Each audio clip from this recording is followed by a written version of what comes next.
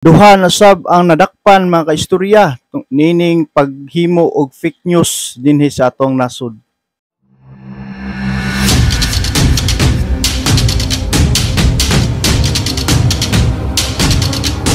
May adlaw na sab kanato mga kaistorya naa na sab ta karon sa lain na sab nato sa episode no sa ato ang vlog kabahin nining mga balita sa atong nasod, nining politikanhon mga kaistorya no.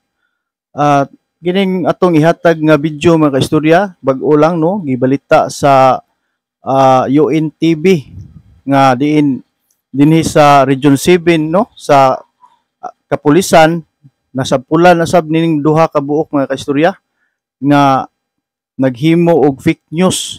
So base sa record ani mga kaistorya sa Central Visayas dinhi lang sa Central Visayas PRO7 ning PNP.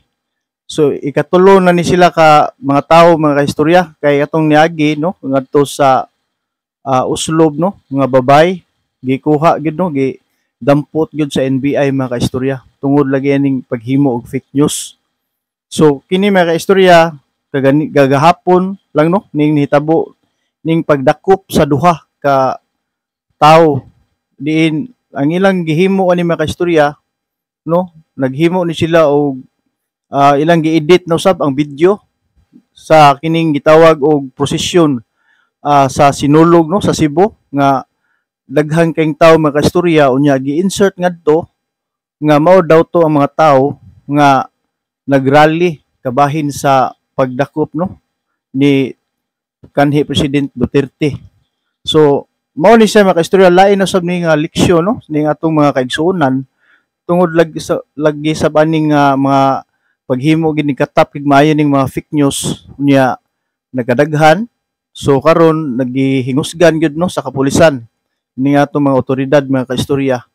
So kani atong mga kaigsuonan no nga mga hilig sab og motan-aw ning fake Facebook sa mga social media niya laidog daghan nga magpakatap no og mga balita labi na niyang politika nya ang atong mga kaigsuonan mo tuod dayon pero wa sila magsayod nga kadto day usa na dito ka fake news o dili siya maayo nga dili insakto nga pagkabalita mga kaistorya. So sa dili pa nato ning ihatag ang balita mga kaistorya ato sa ni tanawon kung unsa ni nga klase nga fake news ang ilang gihimo no. So mao ni siya mga kaistorya no. Kaya ka Maria napuno ka sa grasya ang Ginoo anaa kanimo bulahan ikaw sa mga babae nga tanan bulahan mausab ang bunga sa tiyan mo nga si Jesus. So ang usa na mga kaistorya no kining naa sa wala mo ni siya fake nya ang giingon diha edited na siya nga fake circulating video. So ang giingon diha prayer rally Cebu City. So naghimo ni sila og prayer rally no sa kanang Cebu City daw. Imo ni siya edited mga kaistorya nga mo'y gipakatap pray for FPRRD. So mo na siya gihimo nga fake piki mga kaistorya no. Nya mo ni siya nidaghan gyud sa Facebook ug sa TikTok. Nya ang kaning makaigsuonan pud nato mga kaistorya no. Wa puy pagpakisayod no nituo usab dayon nga mao ni siya kadaghanan. Pero ang sa pikas nga side mga kaistorya ang real video from Sinulog Festival. So usa dito siya kakalihukan sa kanang vigil nga prosesyon no sa gitawag og Sinulog Festival dinhi sa siyudad sa Sugbo mga kaistorya. So mao ni siya mga kaistorya no atong tanaw balikon og tanaw karon sa oras sa among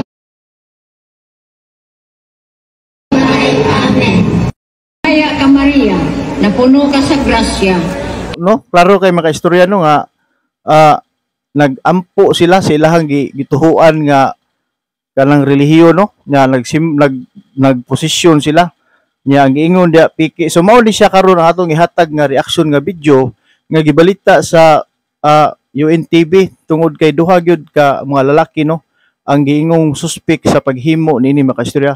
So atong tan-awon kining balita mga kaistorya. Sinampula ng Police Regional Office 7 of Row 7 ang dalawang individual na umano'y nagpakalat ng fake news sa social media. Ito ay matapos silang sampahan ng reklamong paglabag sa Cybercrime Prevention Act of 2012. Ayon kay Police Regional Office Director, Police Brigadier General Red Maranan, kaugnay ito sa ipinakalat na video ng Sinulog Grand Procession, subalit pinalabas na protest rally ng mga taga-suporta ni dating Pangulong Rodrigo Duterte. Online kasi ito, so hinabol natin at sinundan natin yung mga digital footprint at natunto natin kung sino yung mga tao na nagpapakalat nga ng mga video na kung saan itong mga video na ito ay sinasabi nila na doon sa isang lugar ay maraming taong nagpo-protesta, subalit hindi naman pala, kundi itong mga video ito ay mga edited lang at dinadagdagan ang ano-anong mga applications, yung background at saka yung narration na nagdudulot naman ng kalituhan sa ating mga kababayan. Sinabi pa ni General Maranan. So, mao na siya makaistorya, no? Nahibawan gid nila makaistorya, pinagi sa kining kapulisan makaistorya, nakasakpan gining duha makaistorya. So, ang giingon dito nga naghimo gid sila, napakalat gid sila og video nga mao lagi ito nga naglibog usab ang mga katawhan labi na kanang nasa ubang nasod or sa ubang lugar nga buot mo anhig Cebu nya tungod ato nga video, no? Ni action sila og atras og anhi ka istorya tungod sa kadaghang duot, no, sa katawhan nya posible nga mao say hinungdan nga na-cancel ang ilahang mga booking nga buot unta manhi sa Cebu kay suna ganto kadaghan atong mga tawo mga istorya, no, nya sa ilang tan-aw basin kining Cebu traffic ra ba gid ni, so mausasa na sa rason mga kaistorya, so kalituhan sa mga katawhan mga kaistorya. So mao na nga usa gid ang punto gid mga kaistorya, mao nga ang pagpakatap og fake news dili gid siya maayo, no, kay makamugna gid kini og kalibog nya usapod ang pagkontra gid sa administrasyon mga kaistorya. Mahimo na tag komunista og hunhuna ani mindset mga kaistorya tungod kay imbis unsay maayo unsay insakto nya tungod sa fake news nga gibuhat sa mga alkontra sa gobyerno mga kaistorya, so mutuo din ang usab ang atong mga kababayan. So mao ni siya mga kaistorya, lalakpan gid sila mga kaistorya atong tiwason og tan-aw. Seryosong paglabag ang pagpapakalat ng fake news dahil may epekto ito sa tiwala at kaligtasan ng publiko. Doon naman sa mga tao na naghahangad ng kaguluhan, panic, and kalituhan, huwag nilang gawin yan sapagkat meron silang nalalabag na patas. Bukod doon, nakakaperwisyo ka ng mga inosenteng tao. May mga nagka-cancel ng appointment, may mga hindi pumupunta doon sa lugar na yun kahit may mga official and personal transaction sila dahil akala nila totoo yung mga pinopost na ganong kalaki yung crowd. So, naaabala. At bukod dyan, yung mga resources ng ating mga kababayan ay nasasayang. Babala ng Pro 7 sa mga nagpapakalat ng maling impormasyon sa social media. Maaari silang makulong ng hindi bababa sa 12 taon. Ang paghabol sa mga nagpapakalat ng fake news ay alinsunod na rin sa kautusan ni PNP Chief Police General Romel Francisco Marbil. Leia Ilagan. So, mao na siya makaistorya, no? Ang nagpahimo og fake news makaistorya, so mapriso gid matanggong gid, no, sa prisuhan.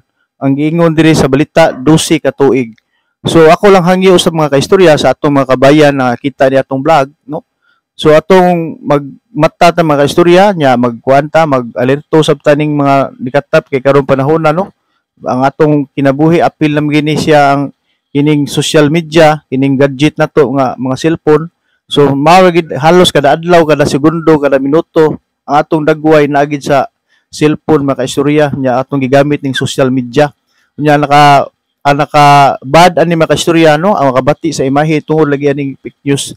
Nya nagi ni siya sa laod mga kaistorya. So bayran gina siya mga kaistorya kay wa kanang bawal gina siya, sala na siya sa atoang Republic Act mga kaistorya. So 12 ka tuig ang nahimong pagtanggong kung mapamatud-an nga kalang tawhanan na mo naghimo sa o pag-edit sa mga fake news mga kaistorya.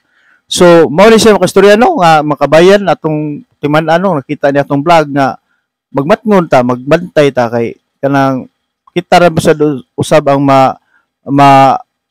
makuha na ni makaistorya kanang makuhaan sa ato ang katungod niya mapriso usab ta ang makaistorya.